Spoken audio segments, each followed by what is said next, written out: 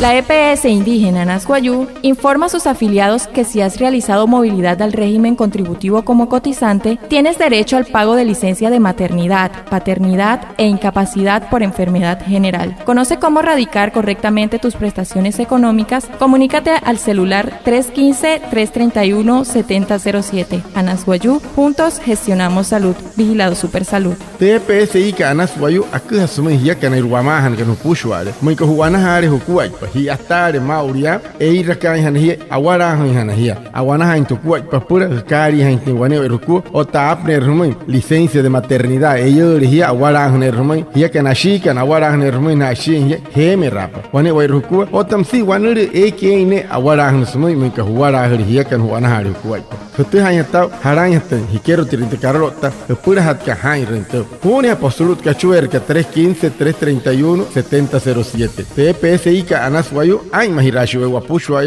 pura ana hain mahwari malanga